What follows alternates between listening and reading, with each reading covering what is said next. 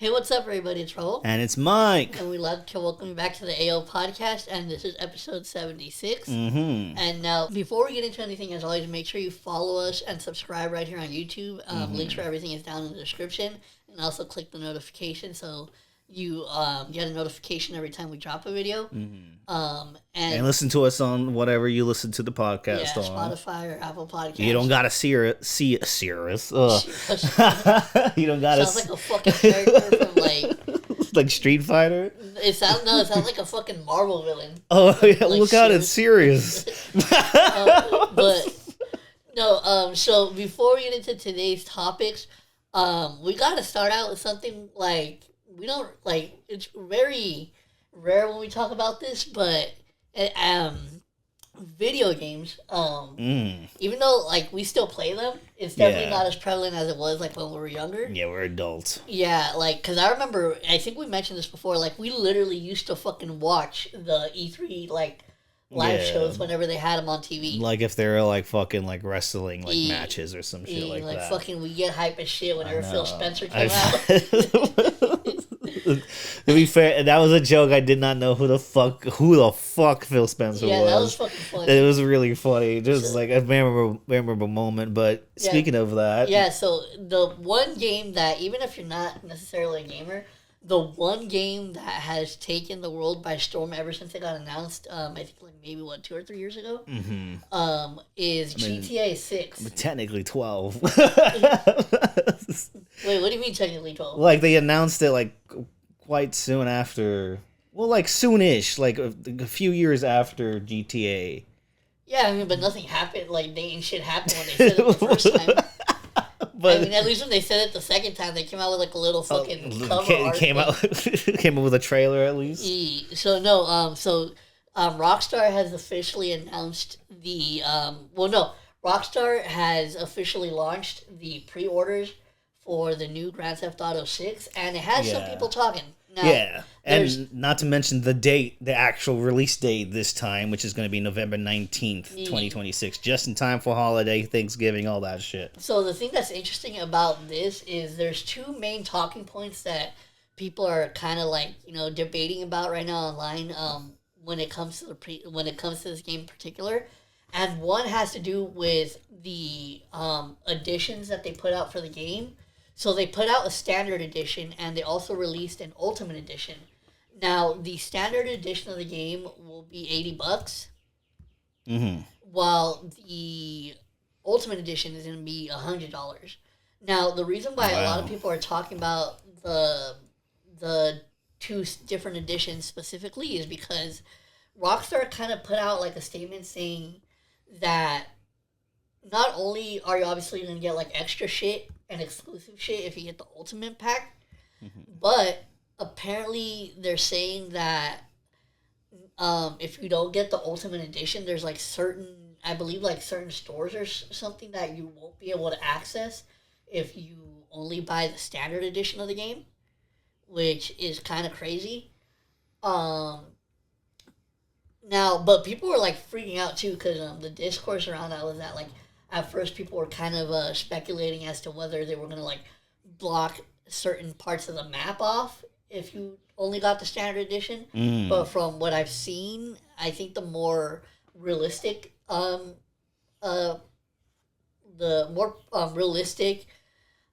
that's going to happen with that is is what I said in the beginning, is that they're probably most likely blocking off certain stores and shit that you can't go into, because another thing is this game is I think it's gonna have the most interactive. They said that it's gonna have the most. They fucking better. It's gonna have the most interactive buildings in a GTA game, so you're gonna be able to go into a lot more of the world. Actually inside the buildings and shit. Wow. So that's the thing that I feel when it comes to the Ultimate Edition, if you only get the standard version, there's gonna be certain stores and shit that you're not gonna be able to access if you only have the standard edition. So that's the first thing that people are kind of going on about right now. The restrictions of who can do the what. And then another one comes with the actual physical copy of the pre-order itself. So for obviously when you say a physical copy of a game, you're obviously expecting a game to come, a disc to come in a cover. Mm-hmm. But Rockstar has hit us with a first where, for the first time ever in Grand Theft Auto history, if you pre-order the physical copy of the game, you're going to get a case, but inside is going to be a code for for the digital version of the game. And apparently, from what I've seen online, Rockstar has said that the reason for this decision is because they want to prevent any leaks of the game getting out. Which is, it's kind of a bizarre strategy, because not only that, they just recently announced, because people were speculating, but I think they recently confirmed that there will be an actual disc of the game coming out, like, in a few, but the thing is, I think it's going to be coming out in a few months after the game releases. Yeah. Which is kind of a little awkward, just because it's like, it is an interesting reason to pull out. Yeah. But I think, like, when it comes to leaks, anybody could hack into anything. So I don't think that's a really good excuse. But like you said, it kind of, because this has been like for us, our generation, we're witnessing a fucking shift in how games are and not to mention made. That somebody that I watch, a shout out to the gamer 2323, who now goes by Brother Jeremy on YouTube. He recently changed his name, but that was his name for a long time. I've been following him for years, and he's like one of these, like, he does gaming live streams, but he also talks a lot about video games. And he did a live stream yesterday where he, like, talked to his fans and stuff, and it was about, like, the whole GTA situation.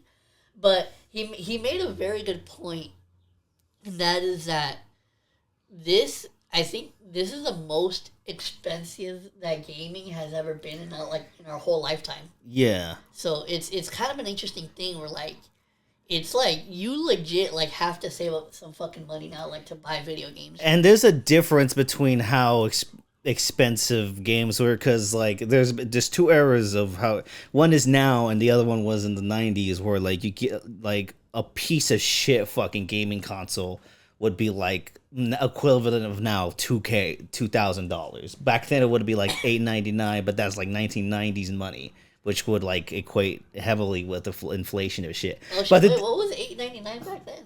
Like, fuck it, like, for example, like, one of the, it'll be like $800 to $1,000 console in 1990s. But that would be like 2,000 to 2.5K for now. Was like Nintendo? No, not Nintendo. Like the CDI Philips. Like, there was so many other. Atari charging that much? Atari Jaguar. The newer Sega the Sega Saturn was a lot at the time. And the games like Donkey Kong Country was $60 back then. That's kind of wild for back then. Back then, it was already like $40, $50, which, like, it would be regular cheap now, but back in the day, that was like $100, $120. So there's, like, a difference in inflation, but the thing now is, at least you get the fucking physical of Donkey Kong Country for the SNES cartridge, like the actual. Now you don't even fucking own shit anymore. At least when you pay a whole shitload of money, you get to own the fucking thing. Do what you will. Imagine if back then, instead of giving you the fucking cartridge, they just give you, like, screenshots of like fucking facts, screenshots of the game. Be like, I just put this on the TV. Yeah, pretend you're playing. Oh. like they fucking did with the Atari, where it's like, oh, it's Pong. No, put this on the TV, and you're in the jungle now. I fucking love video games, bro. I'm not gonna lie, that you made me think of, like, all the dumbass gimmicky shit that, like, gaming companies have done over the years. Bro, like the fucking, I hate the fact, because I actually had one. We've all had it. We've all been duped. Do you remember the fucking Xbox Connect? Yeah. Yeah. Which I actually thought was one of the better, way better than the PS Move, I think. Because I had the Connect, and I hardly ever used that shit. I actually use that shit for,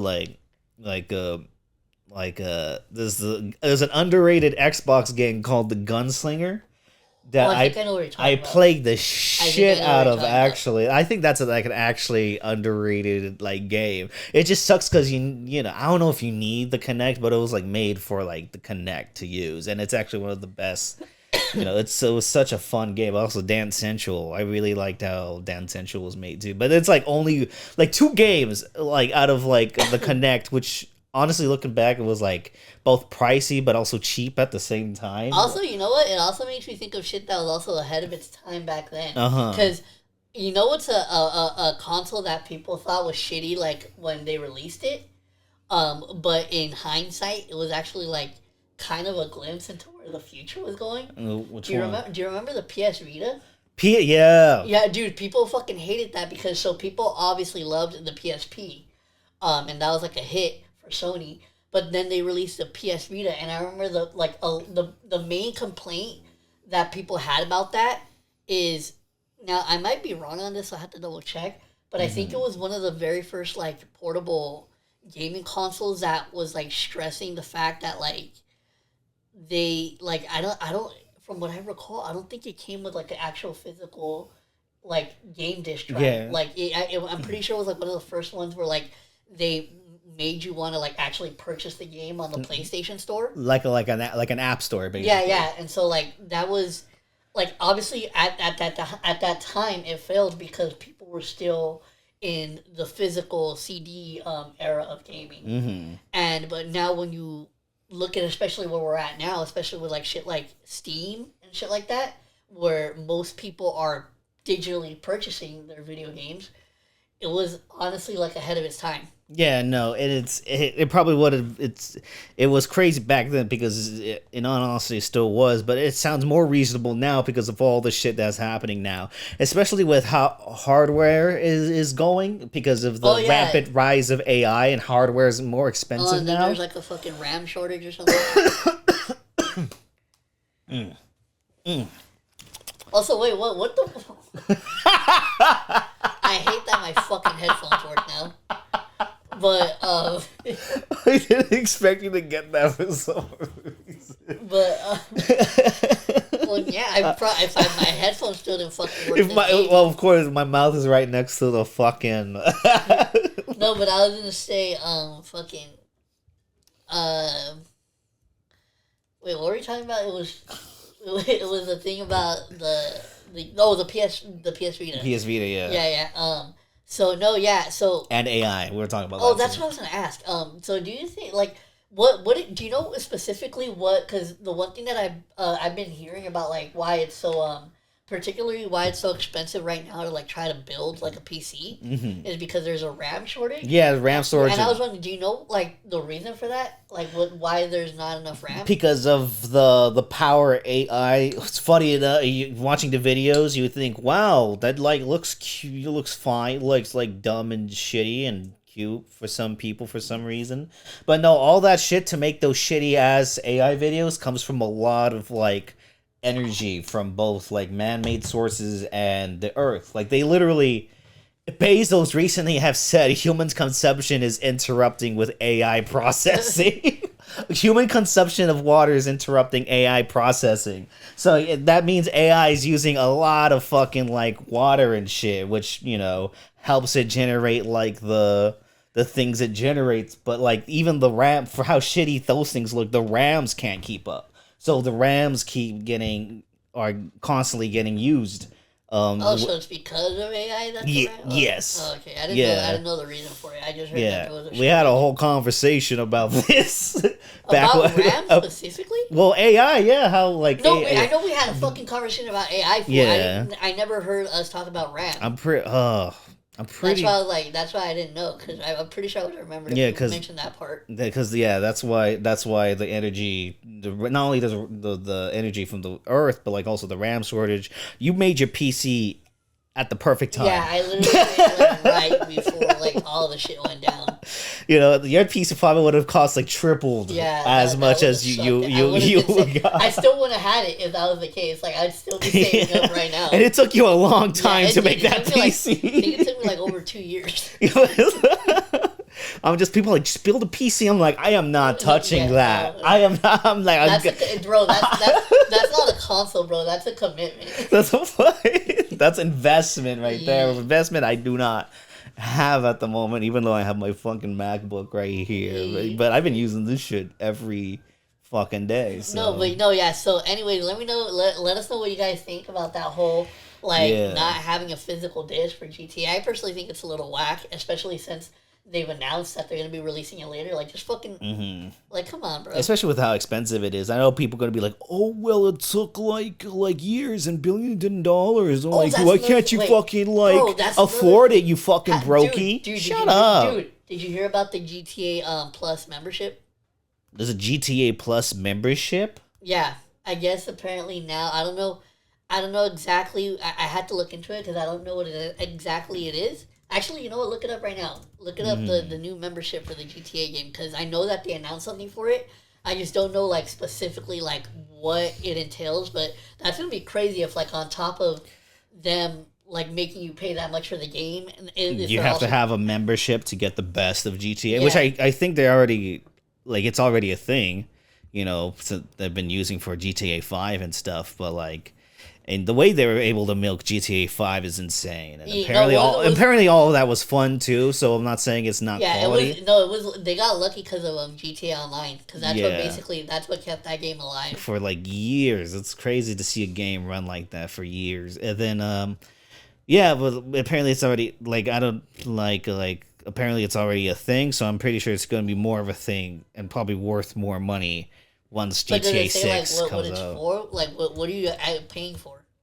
I'm just GTA 5 exclusive. GTA exclusives. I don't fucking know. Benefit in-game deposits, more exclusive stuff. It's all the transaction stuff. So it's just for extra stuff. Yeah. Okay, I thought it was because I was gonna trip out. There ain't no fucking way that they're they're making you pay online for they're gonna charge you to play online now. There's no way they can. Yeah, no, I think it's just more extra stuff. That's insane paying for that. Well, I get it. They entice you and then they trick you and then they betray you. Yeah. But I'm pretty sure I don't have the consoles, so I'm not gonna get the game. And I'm probably gonna have to wait 2 more years to get it on PC. Yeah, you have to wait for that shit, and even then, your PC once it starts playing, I'm at to erase every single fucking game in my library. You might have to pay a whole different terabyte just to play this fucking goddamn fucking game. Hey, part of the map is on this drive, part of the map is on this one. No, man.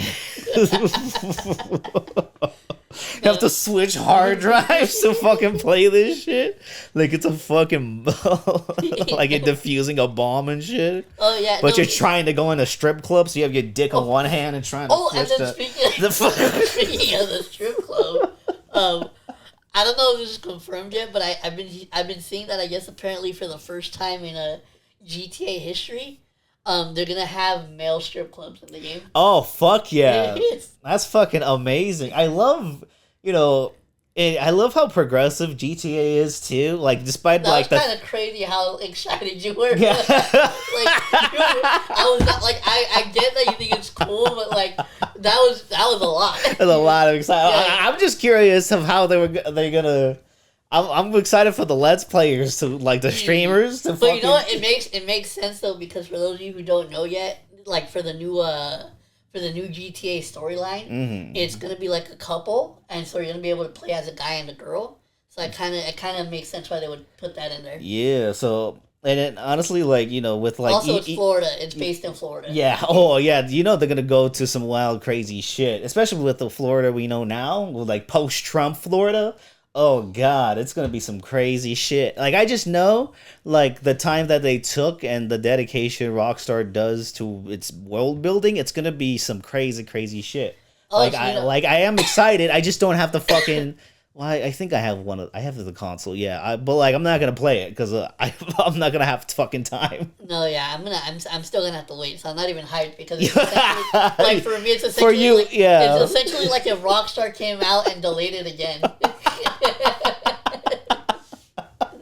That's so funny. That's a good conversation. So I guess to end this off, I'll end it off with a question. Out of all the GTA games so far, which one has been your personal favorite? I've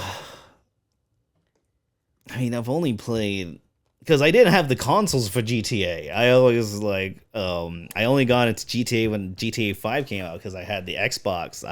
So you never played any of the original GTAs? I know of because I've seen people play them. I've seen people play them. I know the stories of them, but I haven't played. No, did you ever go Did you ever go to somebody's house and play it? No. That's kind. I'm not gonna lie. I've known you for over a decade. That's kind of crazy. Yeah. No. I didn't have friends back then. Bro, I'm not gonna lie. I was definitely way too fucking young when I started playing it. Yeah, that too. My parents did not want me to play GTA, so it was that too. I only had the game, so even if I tried, when I had Vice City, there was a whole fucking thing where I went inside the mall and I was held up in the mall just fucking throwing grenades at people. It was like fucking Art the Clown shit. Like fuck when he blows up the mall. No, that's kind of crazy though, because I don't think you know which one the San Andreas. Yeah. San Andreas is really popular, but I never actually played that one that much. For me, my GOAT what I consider the GOAT GTA game was fucking Grand Theft Auto Vice City. Yeah. That shit was fun. And you know what? It looks great. And not only that, fun. But ironically enough, that fucking game, the soundtrack in that game, put me onto fucking Michael Jackson for the first time, I think. Mm-hmm. Because if you remember in the game, one of the songs on the radio was Billie Jean. Oh, okay, yeah. Yeah, one of the songs on the radio was Billie Jean. And I remember I was still, obviously I was young as fuck when I was playing it, so I wasn't really that in tune with music at that point. Mm-hmm. But I remember, when I heard that song, I remember really liking it. So, now looking back on it, I was like, oh shit, that's the first time I fucking heard Michael Jackson. Yeah. It was on, through GTA.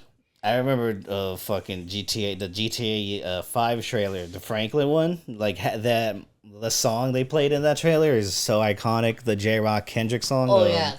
Because you ain't gotta like it. That song, GTA 5, I've played the most. I played the shit out of GTA 5. I'm playing it on my PC right now. There's some very fun gaming experiences, GTA 5 and GTA 5 Online, bro. I remember we were making memes when the government shutdown happened, around the same day GTA Online was on. Yeah. So we're making he's like, why is the government shut down? Because they're playing GTA 5. That's a throwback. Oh my goodness. Oh, yeah, but make sure you guys let us know also too and down in the comments what's your favorite. We're disc people. We want physical copies of the game, and also what is your personal favorite GTA game of all time? GTA game of all time. Comment below, let us know. And now moving on to we're gonna move on to a movie that we're not gonna spend too much time about, because I don't think I could talk about movies for ages, but this movie we recently saw it. So this is one of the movie wheels, by the way. Yeah, this one from I don't know when the fuck. Yeah, maybe 2 months ago. I don't know when the fuck. Was Noroi the Curse. It's a Japanese found footage horror movie directed by Koji Shiraishi. And then I put it on the wheel because it was a random instinct, because you saw another movie by him that's way different, but we both know. That one's I wouldn't have wanted. I'm not gonna lie. I wouldn't have wanted to review that one. So that's not that will never. We put it. We should actually make that movies banned from the wheel. Oh, yeah. The other girl next door would definitely be one of them. So we have 2 movies that would be on that list currently. Yeah, and then Grotesque. So Grotesque is not on there. And when you told me, when did you see Grotesque? This other movie by Koji Shiraishi. I don't remember specifically what year it was, but it was definitely years ago. I think I'm pretty sure it was pre-pandemic. Mm-hmm. But I'm pretty sure the way that I even came across it is I was searching on Tubi at the time. Shout out to Tubi. But at the time I was just going through their fucking horror movie section. Yeah. And I saw it and I was just like, you know what? Let me just fucking randomly watch it. And that's probably one of the first movies where I randomly watched it without knowing anything about it. And I was like, bro, what the fuck did I just watch? Yeah, that's a very notorious torture schlock. It's a very bad movie too. I really don't like it. I'm kind of but But There's then a specific scene that I remember with the girl that was like, yeah, what no, the all those scenes are just like it's just dumb stupid shit. The movie, I really actually don't like that. But I heard that I was like some Art the Clown shit. yeah, What the fuck? no, yeah, that's a very infamous like schlocky torture porn movie. But you said that, and I was like, you know what? He doesn't know this movie, and I just want to see that this director has made some at least different sort of movies, but also kind of better quality movies. So I kind of just put this movie on here. It's Noroi the Curse from 2005. And I actually saw this in a film class. A film professor I saw that I had actually was talking about Japanese cinema, but he wanted to like show, at the time this wasn't as popular as it is now. It was really hard to find at that time. And then it wasn't on Tubi. It was not on Tubi. This on Shudder. We saw this on Shudder. And then so he put it on. None of us knew what the fuck we were getting into, and all of us, the class enjoyed it. And I was like, oh, that's like a very fun found footage movie. But I saw it years ago. Like, I looked on my Letterboxd 7 years ago, which is fucking crazy how fucking old I am. Damn, you have Letterboxd for 7 years? Yeah, I've had Letterboxd for almost 10 years, I think. 2017, I got it.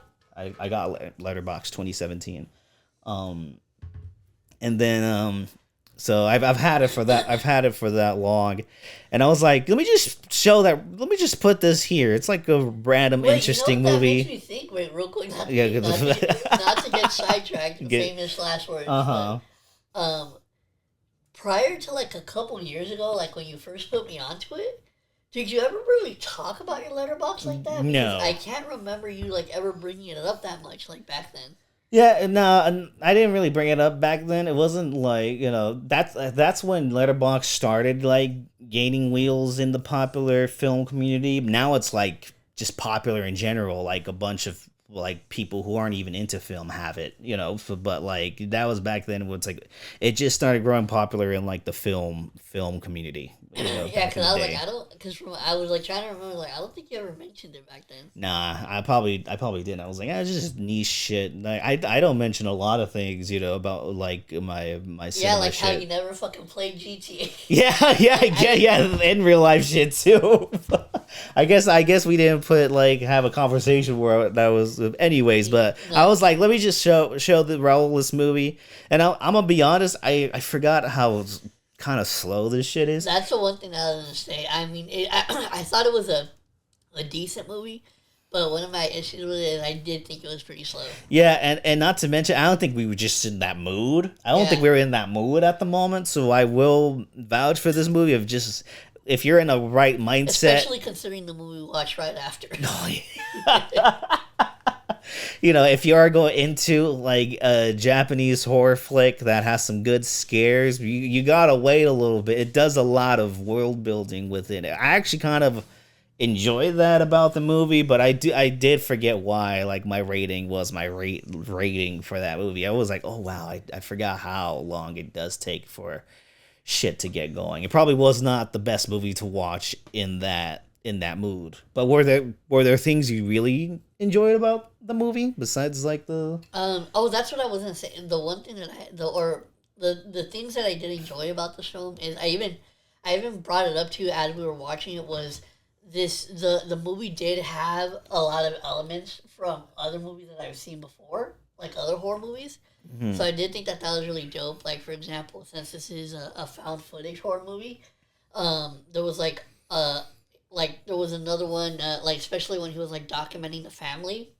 Mm-hmm. It really gave me for people who have watched the movie The Taking of Deborah Logan, it kind of gave me like similar vibes to those types of movies. So I did like that there were like and this came way before that. Yeah, so I do like that it had like little sprinkles of like other movies that I came later that have like a kind of a similar concept and theme. Yeah. So those are little things that I did enjoy about it. It's like the sprinkles of other movies that were in it. And I really like I really love the third act when shit goes down, like when like they're at the lake, when like the crazy psychic dude was having a panic attack at the Chuck lake. From, Chuck Miguel.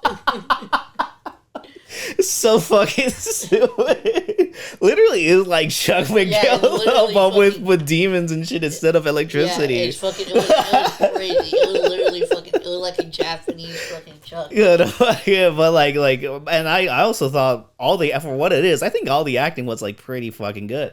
Like I really thought it was like I do think this director does have like quality, like does do immersion at the highest of qualities. I think that's the best part about the movie, but I do think I don't think it's gonna be for everybody's cup of tea, especially for like the found footage like people who kind of like, you know, back in the day found footage got a lot of shit for being very schlocky, and it is, you know, it's not gonna have that schlock. But I think when the scares do get going and the imagery does show it, I think it's really effective, and I like the structure of the movie and how it's like a documentary of a documentary, and then you see like all the different clips it has, and then goes back into, yeah, I think like the structure is very interesting. The approach is very like admirable. I think it's like a very interesting, fun, and a little bit spooky found footage time. It does take a while, but I thought it was very enjoyable. I gave it a 3.5 then. I'm giving it a 3.5 now. 3.5 out of 5, 7 out of 10. I think. That's another thing. I think I forgot to fucking rate it on Letterboxd, but if I would have to give it, I think I would honestly like. Realistically, I think I would give it like a 2.5, and that's only because not because I didn't like the movie, but it's just one of those movies where I couldn't see myself like going back and rewatching it. Yeah. But yeah, I mean, it's a decent movie. It's just not one that I would go back to. Yeah, it's not like your cup of tea. Yeah. Yeah, for sure. Actually, rewatching it, there was details in there. I'm like, oh, I completely forgot about this, and how it actually does kind of low key do reward on rewatches. But I like, so that's one thing about rewatching it that I didn't expect. But my rating is still the same though. But that's the movie. That's one of the 2 movies we're talked about. But we're not going into that yet. We got something else. Very very unexpected. Yeah, it was literally something where it just came up because I texted him about a song, and then he told me about another song, and then we kind of realized that, hey, these songs are pretty fucking bad. That's how we're going into that's how it happened. I'm not lying. YG's new 2026 album, Gentleman's Club. And oh my god, I have oh my so wait. Let's just kind of give a perspective of how this started. So I randomly hit you up because I remember a few days ago, I woke up and I was like checking your Instagram, right? And I saw that TMZ had posted a clip. I'm assuming it was YG, like at some sort of listening party, and he was playing a song from the new album, and it was called Tiffany. And I cannot imagine listening to that at the listening party. What the fuck? That's fucking crazy. That's a crazy song to play at a listening party for so long. Oh my god! Why have a listening party? No, but so the thing is though, the reason why it caught my attention is because on the little fucking headline thing that TMZ does, it said YG previews new track Tiffany, where he raps about a transgender girl. And I was like, huh. I was like, YG rapping about a transgender girl? Like, that seems like interesting. Diving straight into that. And so I was like, that's... Because the thing is, like, if you know YG, like, that's not really his lane. So I was like, that's kind of interesting. So I decided immediately that I wanted to listen to it. And as soon as that fucking beat stopped and the track ended, my first thought was, I fucking really wish that I had never heard this song in my fucking life. Like, it was... And I haven't heard it yet. I just heard, things about the album, but I haven't heard any of the songs yet. And so I was like, wait a minute. I was like... Because here's the thing. So, I don't really know how to explain it. It's honestly one of those things where you would just have to, like, listen to the track for yourself and, like, kind of interpret it your own way. I'll explain it heavily when we get there, but go on. But it's like... I can see, like, the idea that YG, like, had in his head for this track. The sentiment wasn't spiteful or hateful. I understand, like, what his approach was. The thing is, though, it was the worst way to fucking do it. It was not even. It was like awfully fucking executed. Like the way the whole trying to grab on the Woody while building up the dramatic tension. He was like, she put in my songs and Future songs, now Cardi B songs. Now she's throwing it. Chris is fucked up, has a little fight in between. Listen, dude, listening to, here's the thing that fucked that like I fucking hated too about this track is talk about the build up, right? Oh. The whole time I'm like, okay, as the build up is going up, I'm like, this is getting progressively worse. Like this is not how it's not good storytelling at all. And so like by the like halfway through the track, Mike, I was like, okay, you know what? We've had this really shitty build up, so I like the payoff has got to be coming, right? And the way he fucking ends this track, I literally that ending is really bad. I was like, I heard that song. I'm like, ain't no fucking way. I didn't expect it to be like that. I was like, why? Why would you go? First of all, why would you go with the build-up? First of all, why the fuck would you go with this whole song? Like, he's switching perspectives and all that terribly, by the way. Also, there's women vocalists throughout the album, but he's the one, like, doing, like, the background fighting voices and all that during the skit, too. He's like, wow, like just high-pitched, like, YG going, hey, fuck you, bitch, you the fucking, like, it's just, like, in the back. I'm like, what the fuck is going, it sounded like an Eminem skit, but, like, he's trying to take it super this is YG's version of Kim. Oh my god. This is not Kim. This is YG's. If 2004 Eminem made like Auntie Diaries, that's what this song is. And I have to honestly, actually, that is a pretty good comparison. This whole album reminds me of 2004 Eminem. If I'm being honest, like just a loose concept that doesn't really tie like the idea of the Gentleman's Club. I actually kind of like admire of YG being like, I'm killing the old me and becoming a new me, you know, throughout the album. Yeah, like the thing is, the concept of the album is a good concept. It's just, it was very poorly executed. Yeah, like I get the narrative, like it's very bad. Like I think first of all we had that's one song. Well, there's other songs I'm going into, right? First of all, one of the worst Pusha T verse I've ever heard in my fucking life is OMG YG Pusha. That should have been scrapped. That should have been that shit. Oh my god. Oh my.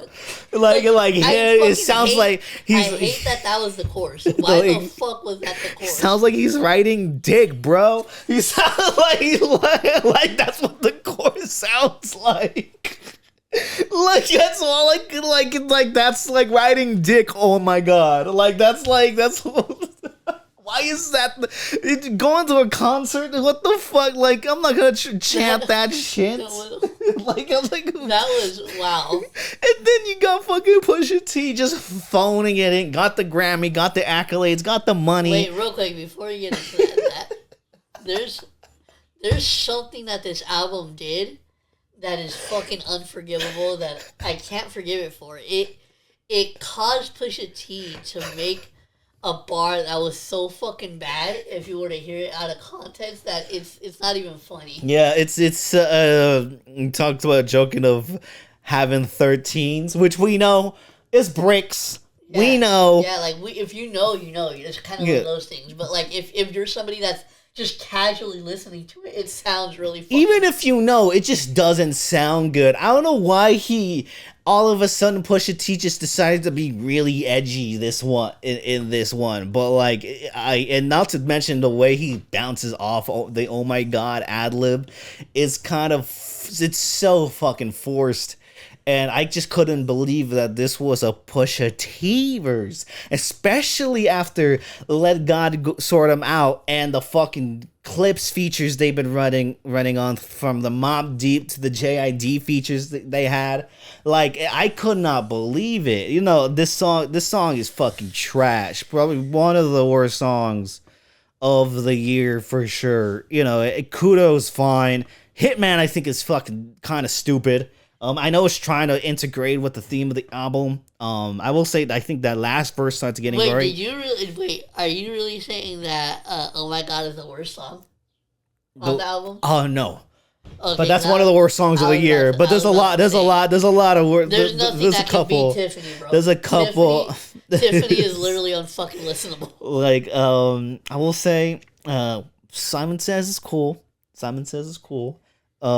Dude, you know, I'm actually just gonna fucking see which tracks I actually like from this album. I think On the Low, because On the Low had a great beat. I think Tyler wasn't that bad. I don't think it was the greatest Tyler verse, but I don't think he was that bad on it. But YG on his Drake shit, whispering into my ear. What's with these rappers whispering into my ear and like making it sound super uncomfortable? I'm fucking tired of that shit. It's like when rappers in the 90s fucking put sex skits in between the fucking albums. Yeah. You know, Biggie did that, Big Pun did that, Noroi did that. Like, it's just the game did that. It's just like, I'm just like, I don't fucking want to hear this. You know, I don't want to fucking hear this at all. You know which one was? You know what was fucking weird about the game one? Yes. Wait, have you ever heard about wait, hold on. I gotta see what fucking album. The only one who did it right was Eminem because of Ken Kneff. You know what he's getting.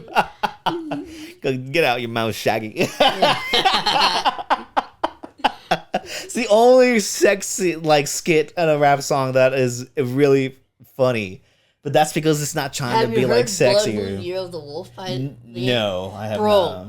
Bro, so there's so the whole theme of the album is like throughout there's and I can't remember it because I used to listen to there's a few songs on there that actually fuck with heavy on that album, mm-hmm. But it's just been a minute since I've heard them.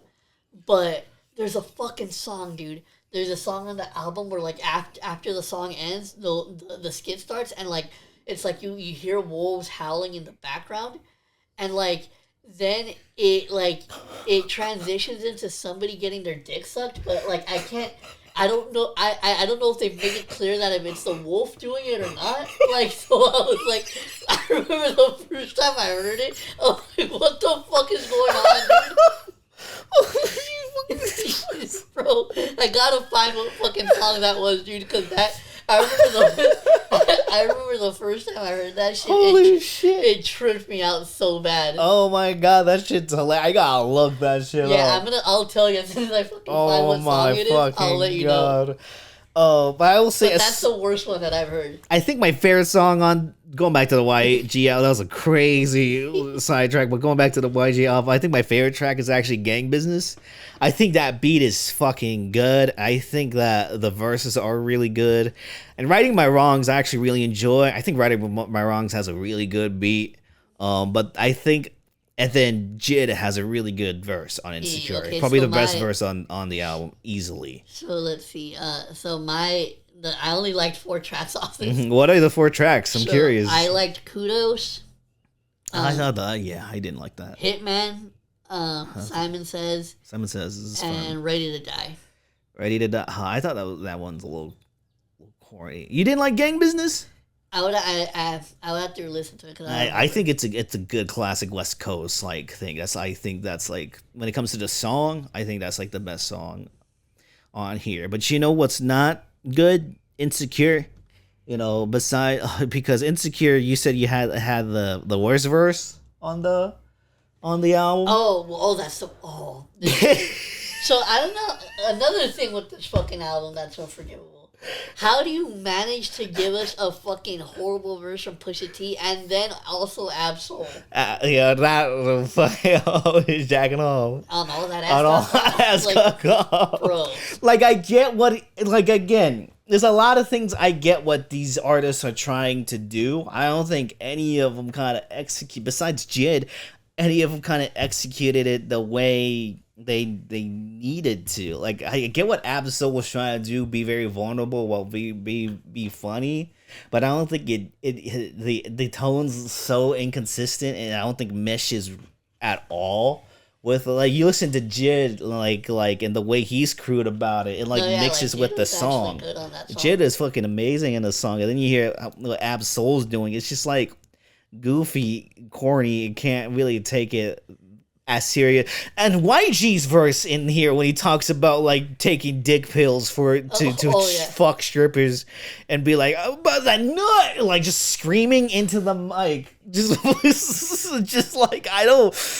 Just decisions here that I don't get, and I don't think he was trying to be funny either. Like if I made this album, I'll make sure and be intentional of like if I'm saying that shit's fucking hilarious. But I don't think.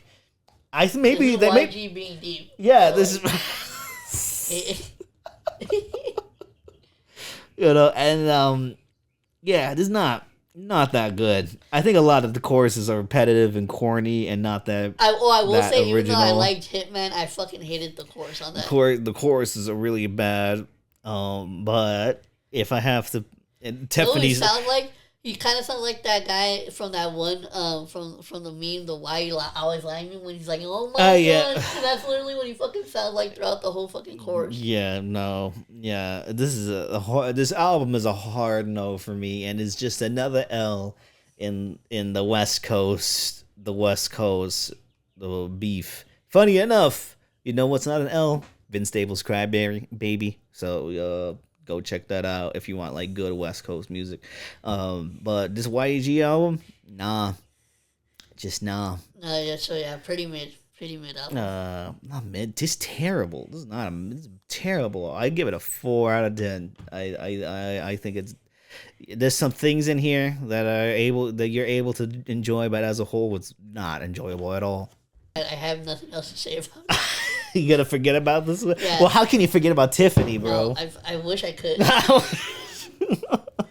But now moving on to... Now, speaking of going from schlock to fucking just pieces of fucking dog shit.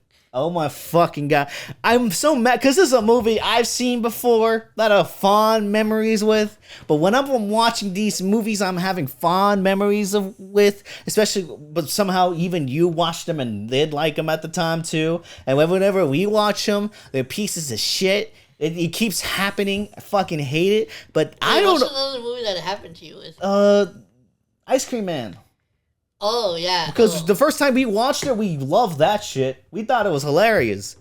And then we watched it, it was a piece of shit. But I'm mad at this, because I don't know why I'm mad at this as much. But, like, this is a goddamn piece of shit. Wait, you know what's funny?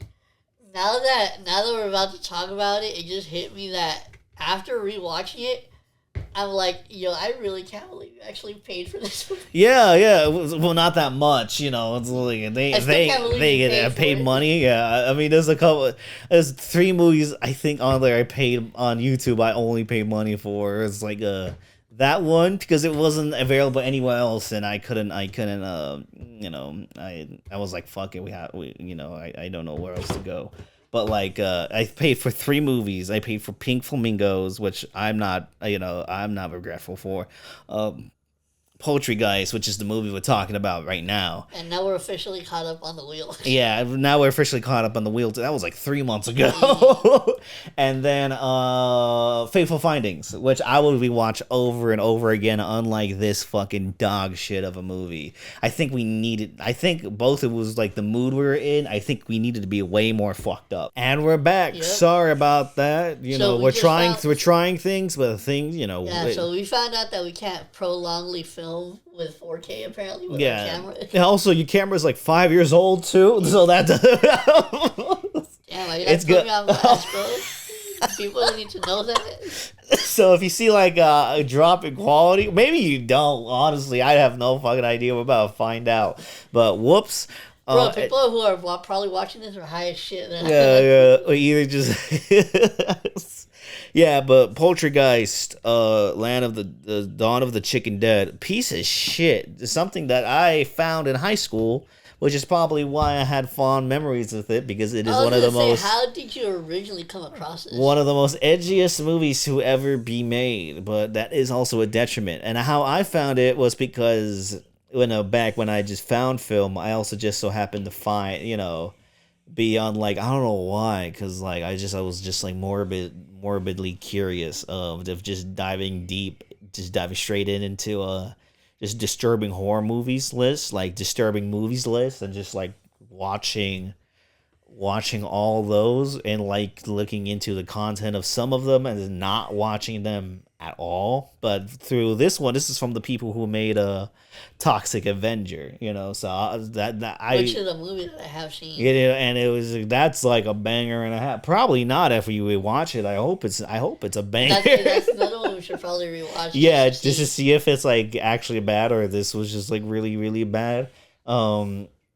So that's how I got into the trauma films. Lloyd Kaufman, and he's like very. And then was it during the pandemic when you showed this thing? Or was it was during the Yeah, it was like that era of the pandemic where y'all were just and we were it was settling down. It was like 2021, 2022 where we were seeing human connection again, and we were like fuck it, we're just getting high and watching movies and shit. Something we still do to this very day. But then the thing is, so the first time we saw, who else was there? It was me, you, Luis, and Rob. It was us four. It was us four. And I wanted I wanted George to watch it, but they were literally all of them were busy. Honestly, good for them for being busy and not having to watch a movie for a podcast. Because I remember podcast back then.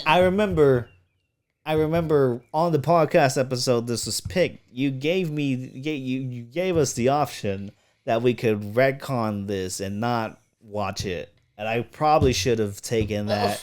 I probably should have taken that option because watching it was like watching a childhood home being burned down because this is a piece of shit. It's a fucking piece of fucking shit fucking movie. I thought you were going to say because of rising inflation. But, no, and then because I was like, I never really looked into like the making of this movie. Turns out the director, Lloyd Kaufman, who plays the old version of the main character. He's the director and writer of the movie. That old guy. It was a piece of shit on set. Didn't pay anybody, and I'm like, I thought they would at least get a little. No, he kind of made this as a out of spite instead of out of love, which I don't know. It leaves a bad taste in my mouth but it's very common in the movie world, whether it be low budget schlock or high budget, whatever the fuck, So it's just like this movie has like a very poor taste in my head now. I'm kind of sad we watch it. Sad for a movie like this, which is one of the most offensive movies to ever be filmed. And how'd you feel? So I remember the first time that you showed this to me. Mm-hmm. This was one of those movies where I knew, granted, I knew back then that it wasn't a great movie, but the reason why I think I found it more enjoyable the first time around was because there was the whole shock value thing to it where I didn't know what I was in for, and so everything that was going on, I was dude, what the fuck am I even watching right now? Mm-hmm. But it's once that kind of wears off and looking back on it a second time, once that you don't really have that shock factor anymore. Yeah, it's you're just kind of bro, this is a really fucking shitty movie. Yeah, it's just it overstays its welcome heavily.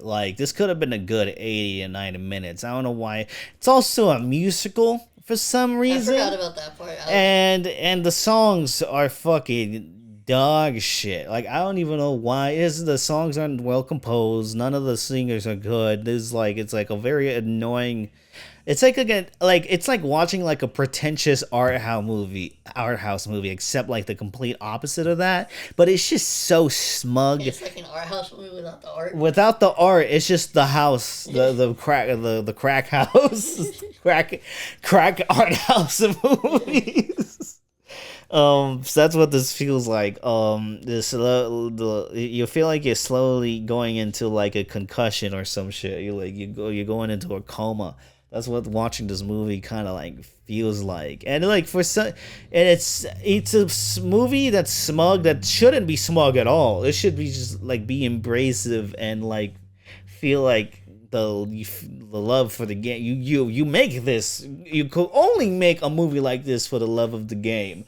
But when that even feels just schlocky and like just like sell out ish. Like it kind of left like, yeah, no, it leaves a bad taste in my mouth, both in like how it's executed. That being said, it has some of the craziest effects you will ever see, for sure, especially for a low budget film, for sure. I didn't need to see that fat dude's ass crack when he was Yeah, there's a lot of ass shit, a lot of going through ass shit, like a lot of going through dick shit. You know, a lot of things that like you don't see in cinema. More things you should see in cinema, which are the best things. Realized we should probably say what the fuck this movie is about. It's about. Fuck that. It's about. Bro, what do you mean fucking? We're literally just saying shit. People are probably like, bro, what the fuck is this movie even about? No. Like, you think that this is like a fucking home name fucking movie? Like, people don't fucking know what the fuck this movie is. This movie is about a chicken restaurant that gets built over native burial ground. I say native. I know, but that back then they say Indian, but let's keep the I was being accurate to the film. That's true. This film. If you were that like with the Arab woman, the homosexual Mexican, and like the black guy manager, who are all the best parts of the movie, by the way. The fool who reminds me of Mr. Mosby. Yeah, he is a little bit like Mr. He like that is like if it was like the what was it, the Tipton Hotel. You know, shit happens. You know, shit gets cursed. You know, zombies happen, and then people turn into zombie chickens, and people get brutally murdered, and there's shit, piss, vomit, like gross shit everywhere in this movie. Titties. and titties too. And you think, oh, it has all vomit and titties, that should be fun. No, this movie has all these fun elements, but is able to drain the energy of the fun out of it, and makes like one of the worst attempts of comedy I think I've ever seen in my life. And we love that schlock. We love the worst of the worst, me and Raul. But so this movie. Never forget, I watched a film called Slaughterhouse. Yeah. So you watched all the Steamboat Willies.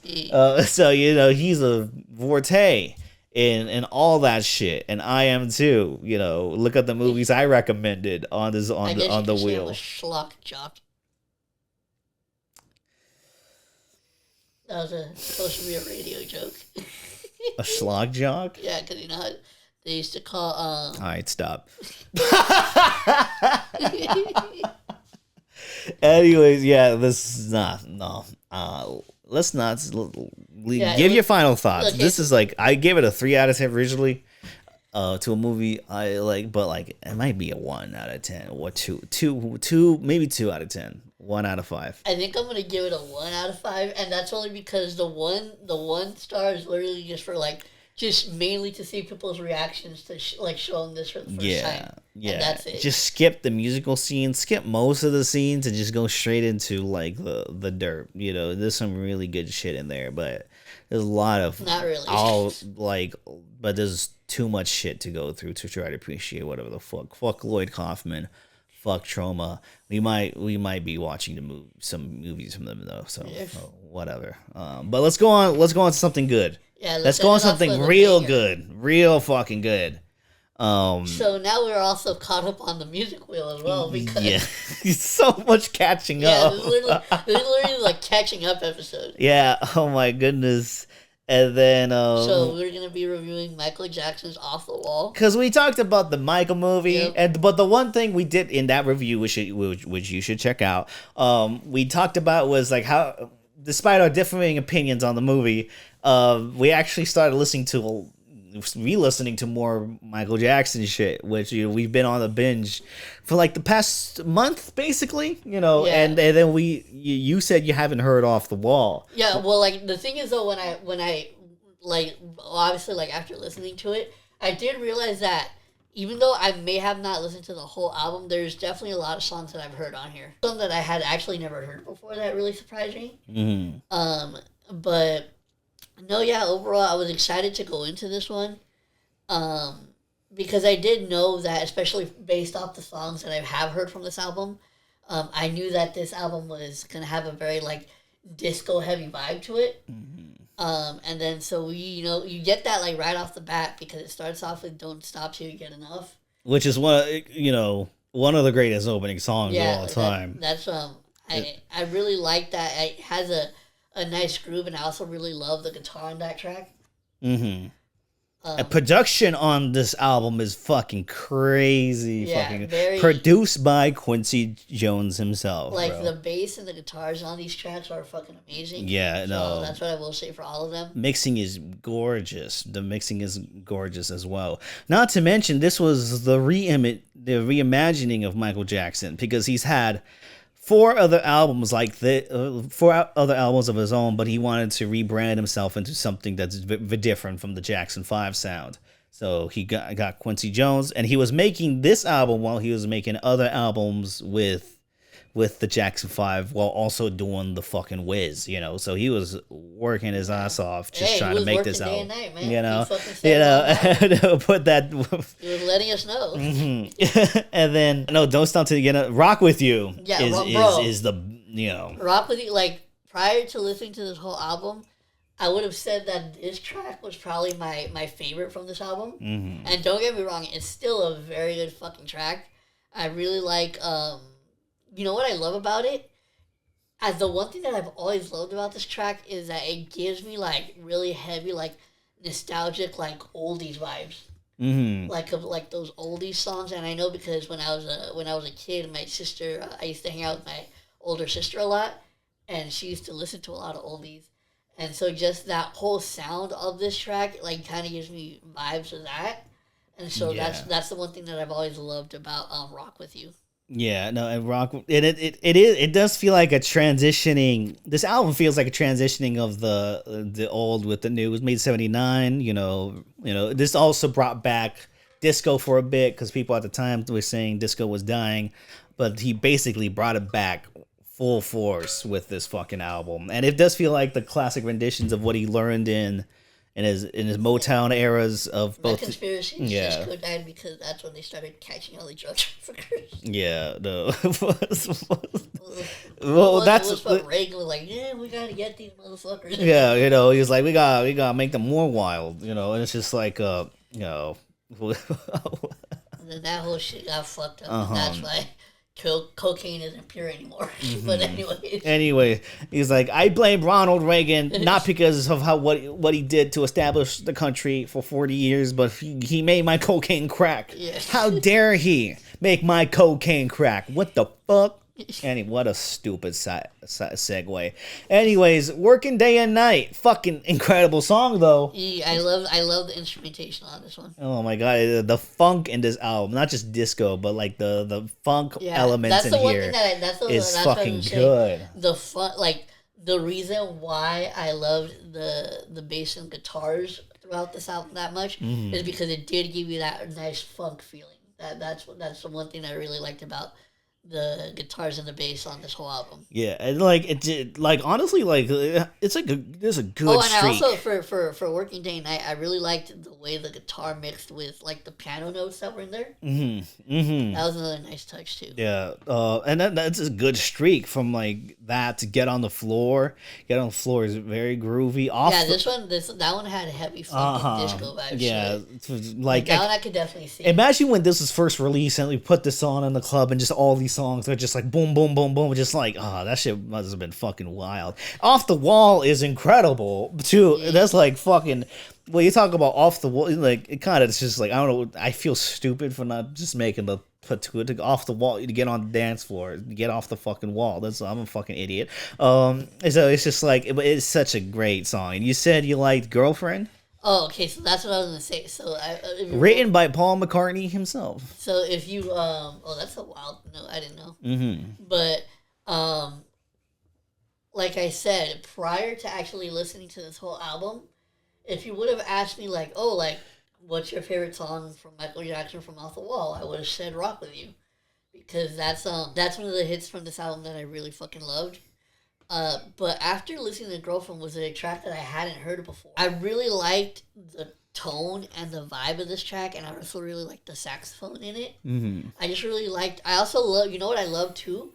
I loved how I think, correct me if I'm wrong, but I think that this was the first track from the run we were just on, where like he actually kind of slows the beat down. Yeah. And like some more slower track. So that's another reason why I liked it, because when you went from like obviously from all the way from Don't Stop Till You Get Enough all the way up to Girlfriend, you had like a very upbeat and like vibey type of sound. Yeah. And then you get to Girlfriend, and it's like more slow and a little bit more melodic. And so that's another reason why I really appreciate it. I really appreciated like the placement of it on the album. Yeah. And then you go from that to She's Out of My Life, which is a really slow song, but I really fucking enjoyed that song. And originally the songwriter Tom Baylor, he originally wrote it for Frank Sinatra, which I would have, but he never did it. But I don't know how. But Michael Jackson got of it, and I think Michael Jackson sounds amazing in that. And it's such a very ballady Broadway feel to it too that you would see in the 70s, like maybe early 70s, because it is a little, but like it is a very slow song, but I really enjoyed that song, She's Out of My Life. It's very really theatrical, very Broadway. Yeah, I really like the nice slow pace of it. I thought and again, another thing with the track placement, I love the fact that it came right after Girlfriend. Like it wasn't like Girlfriend and then another like fast track right after that. So I thought they gave us a nice little break in there. And now, before we get to the next track, I gotta fucking say this because I already fucking know how you are. You're probably gonna gaslight me to saying some shit I never said. So when it comes to I Can't Help It, I did like the song. It's not that I didn't like it. It's just that if I had to like rank all these songs from like my favorite to least favorite from this album, this one would probably be at the bottom. No. That's a song co-written by Stevie fucking Wonder, by the way. You can fucking put that at the bottom, but I can't. That's my favorite song off this fucking album. I think the way not to mention you gotta admit the transition from She's Out of My Life to I Can't Help It. No, I mean that transition is fucking clean as fuck. And the way it gets to the faster pace and the way he sounds, I love that chorus. I love the way he's sliding on that shit. I just love the sound of it. I think it's that's my favorite track off this album. It's crazy. We keep finding even when we like a song, we have ways of arguing. Of like what songs it's because it's not. It's because it's you, bitch. Because you always make it seem like I said something way worse than I actually did. I mean, all I said is that it's not my. It sounds like you like Tiffany by YG. That's what it sounds. You rather listen. This is like you guys are getting a fucking intro into gaslighting. It sounds like you like Tiffany more than I Can't Help It. This is literally a fucking intro into gaslighting 101 right here. Like the craziness. That's what it sounds like to me. The craziness that has come out of your mouth from me literally saying that this track is just not my favorite. I didn't even say it was bad. I said it's not my favorite. That's all I fucking said. Oh, but it's my favorite. I get it. Motherfuckers. I'm talking about. So then going on to It's the Falling in Love. I really love That's a really good song. I really love the vibes to it. Mm-hmm. And then when we get to Burn the Disco Out, I thought that was a kind of parroting the way that I thought Don't Stop Till You Get Enough was a great intro into this album. I thought that Burn the Disco Out was a great outro to the album. Parroting? What? You said parroting or pairing. Did you say pairing?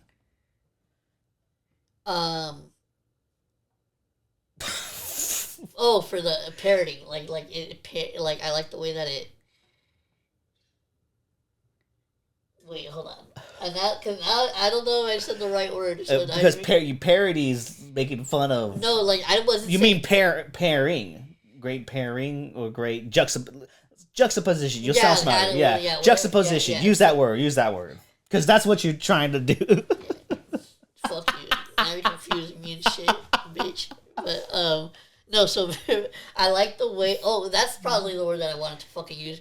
I like the way that how it contrasts with. Oh, okay. Don't Stop Till You Get Enough. Like the way that I thought that was a great intro.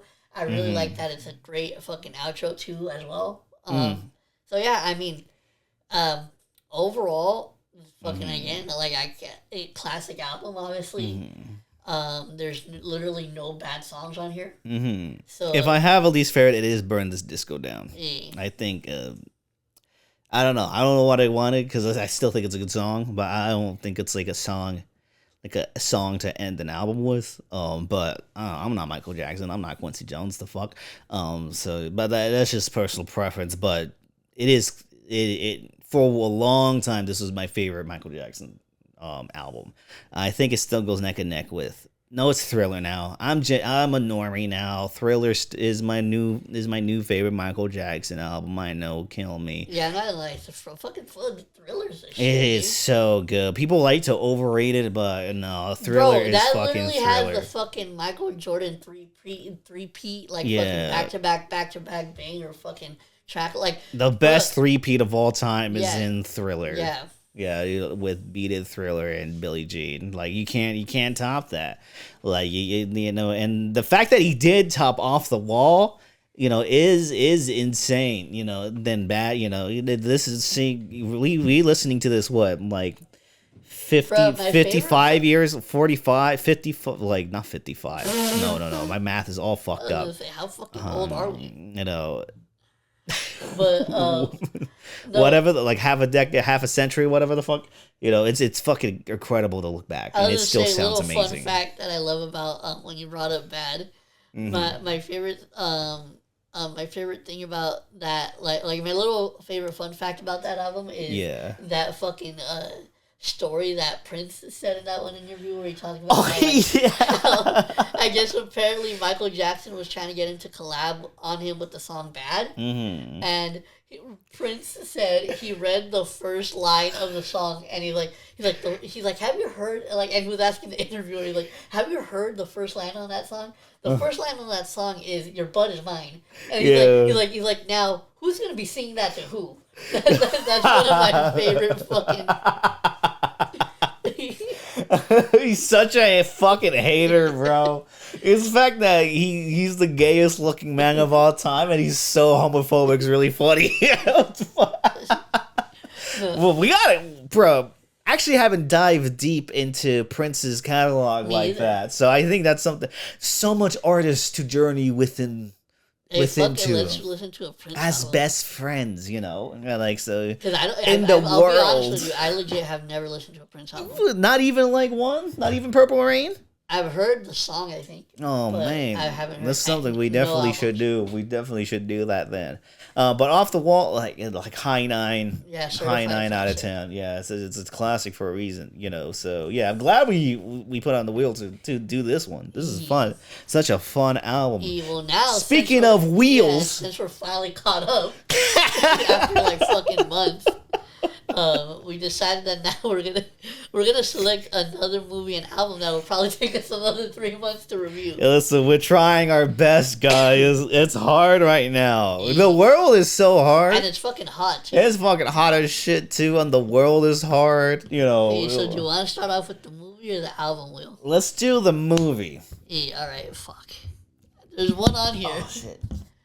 Oh my god! Oh yeah, you told me. Yeah, there's one on here that I'm like, because I put it on there, but even I'm like, if it lands on this, I fucking hate myself. Yeah, it'll be funny as shit though. All right, so before we get into it, let me just take a quick sip of water. Glug glug glug glug, like a dick, like YG on OMG. Fuck you, but no. That caught you so off guard. Yeah. All right, let's see what movie we're gonna be reviewing for this month. Alright, and we are about to spin the wheel. Shit.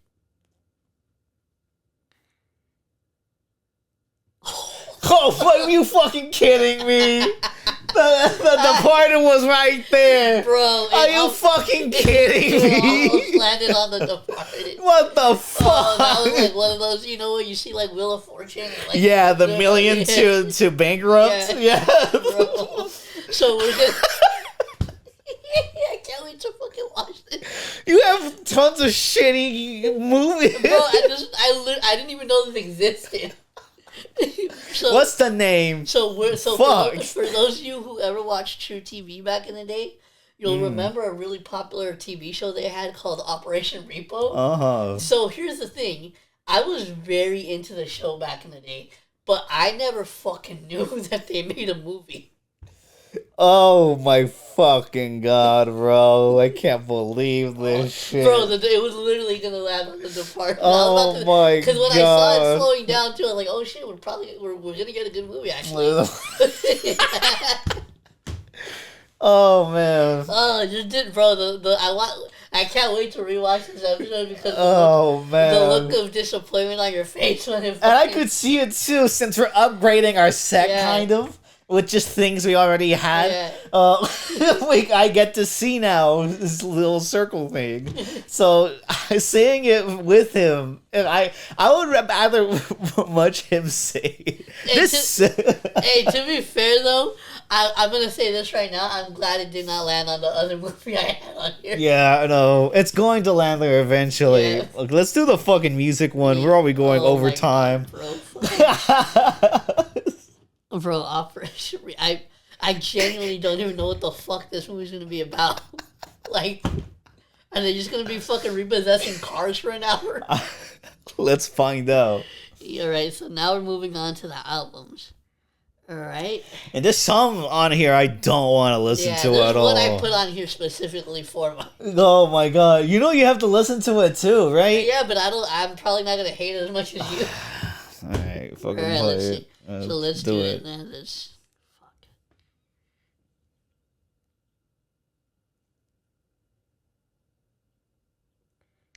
Oh, shit. Which one's that one? So we're going to be listening to... That's My Word, and I didn't put the name on here, so I have to look it up, but it's a Bay Area artist. And he has I had to look it up, hold on. Keek the Sneak? Yeah, Keek the Sneak. I love how you don't remember the artist of the album put. It's because I put it a while ago, and I didn't put the fucking name of the artist. I only put the name of the album, but yeah, he's a very well-known Bay Area artist, and he has a very, I'm pretty sure it's, if I remember correctly, I think it's the title track, actually, that is, like, a huge hit of his. Mm-hmm. And so I remember when I think I might have heard it on, like, an Instagram reel or something. And I'm like, oh, what the fuck is that? So, like, I searched up, like, what song it was. And I saw that it was by Keek the Sneak. And so I've actually, the reason why I wanted to put it on the wheel, because I was like, I genuinely want to listen to, like, a full album, like, by, like, such a very, like, Bay Area artist. Like, yeah, he's worked with E40 tons of times. Like, when you listen to him, like, you can tell he's, like, very Bay Area. Okay. So that's, and also I really love that one song I'm pretty sure is the title track on the album, but I fucking love that song so much. Actually, you know what? Let me see that. I'm going to check to see if that's the song, because, yeah, but random ass picks, too. Operation Repo and Keek the Sneak. That's My Word. Released in 2005, only 38 minutes long. So I'm excited. Let's go. West Coast shit, I'm into. We're into a lot. Oh no, it's actually the fucking the track that I'm talking about is actually the very first track, Super Hyphy. Mm-hmm. That's like one of his more popular songs. Yeah. That song's fucking dope. So yeah. When I heard that song, I was like, yo, I wouldn't mind like checking out this whole album. So, yeah. Oh, yeah, for sure. That's My Word by Keek the Sneak and Operation Repo movie. Wow. So that's gonna be an interesting pairing. Yeah, you know, and then what an episode, man! Yeah. What an episode. Shall we give recommendations? Recommendations. Let's see. What have I been listening to? Because I think the last time we recorded, I recommended. Oh, you know what? I'll actually go first because go ahead. We were just listening to this artist before we started recording. So shout out to Dead End Hip Hop because they actually, because of one of their recent lives, they actually put me onto this artist. It's an artist that goes by the name of La, which is L-A, and then Reezy, R-E-E-Z-Y. And they put me onto a track called Family Busy, and it's B-I-Z-Z-Y, right? Mm-hmm. And I just fucking love, not only was, like you pointed this out too, but not only was the instrumentals on that track fucking great, but I also really liked the way he was rapping and what he was saying. I actually felt like he had a lot of content in that song, and positive content at that. So I just really thought that it was dope, and I remember as soon as I heard that, because they were listening to a few other artists, because it was a live stream where they were reacting to a artist from the 2026 XXL freshman list. Yeah. And he was one of the artists that I guess was on there, so they were playing one of his songs, and it happened to be the Family Business song. And out of all the other, there was like another dope artist that I heard. Shout out to a TDE East. I can't remember the artist's name at the moment, but as soon as I heard this track from Lil Reezy, I was like, you know what? I can like this. I can tell he was like, this is gonna be one of them ones. Like, he has potential.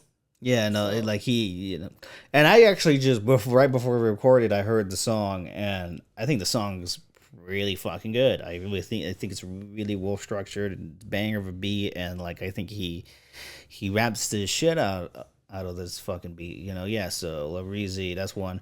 I'm gonna recommend one of my favorite hip hop albums of the year from Deontay Hitchcock, Junkie in the Sun. Very introspective, retrospective hip hop that has both such a good like versatile value to it. Like, it goes from like heartfelt to ignorant to introspective, and like the instrumental's crazy and the bars are fantastic. Deontay Hitchcock's Junkie in the Sun, an album I highly recommend, because it's one of the best hip-hop albums of the year. I really fucking enjoyed the shit out of this album. And also, there's another album too, fucking since I'm here.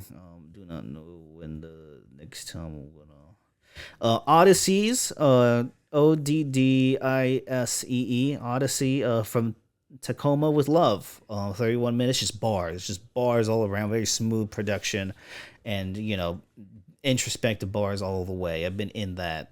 Odyssey and Heno, who I think is the producer.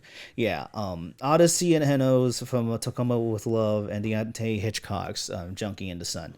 Highly recommend those two, especially if you're like into bars and if you love real hip hop. Yeah, I recommend that. Bro, what in the fuck was...